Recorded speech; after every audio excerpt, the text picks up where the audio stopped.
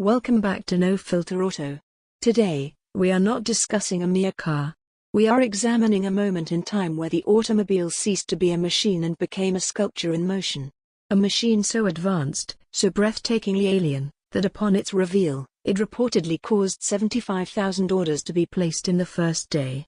This is not just a vehicle. This is the Citroën DS. The goddess. Let's set the stage. The date is October 5, 1955. The Paris Motor Show. The world, still rebuilding from war, expects incremental updates. What it receives is a spacecraft that has gently landed from the future.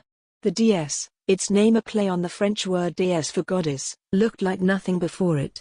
A single, fluid, aerodynamic curve from its low nose to its dramatic, tapered tail.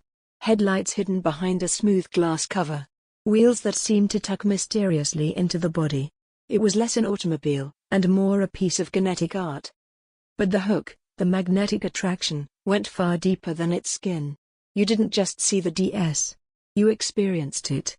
This is where reality feels like science fiction. You approach, and the entire car rises smoothly on a cushion of air with a soft hiss. This was the revolutionary hydropneumatic suspension. No springs. No conventional shock absorbers. Just a self-leveling system of nitrogen and green hydraulic fluid that gave it a ride often described as magic carpet. It glided over cobblestones that would rattle other cars to pieces. It offered a serene, isolated, almost otherworldly calm. For listeners who appreciate predictable, fluid sensory experiences, the DS's ride was a masterpiece of controlled, silent grace. Now, for the no-filter truth about its genius. That suspension wasn't just for comfort. It was safety, redefined. A flat tire? The system will lift the other three wheels, allowing you to drive on. The car maintained a level ride regardless of load. And then, the steering. A single spoke wheel that looked like a spaceship's control yoke, connected to front-wheel drive and inboard disc brakes, all cutting edge. But the real party trick was the braking. There was no pedal.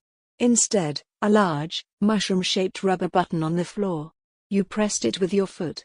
It was sensitive, incredibly powerful, and utterly unique. But here's the unfiltered reality.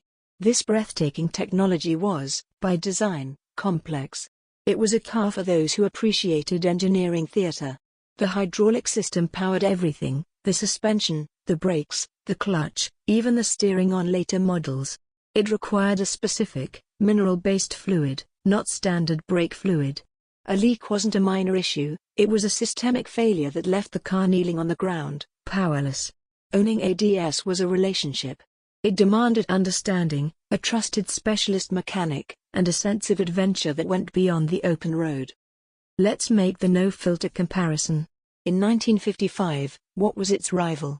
Perhaps the stately Mercedes-Benz 300 Adenauer or the robust Chevrolet Bel Air. The Mercedes offered supreme build quality and dignity. The Chevy offered simple V8 power. The DS offered neither. Instead, it offered a vision. It wasn't competing on horsepower raw 0 to 60 times, which were merely adequate. It was competing on philosophy. It said the journey's quality mattered infinitely more than the journey's speed.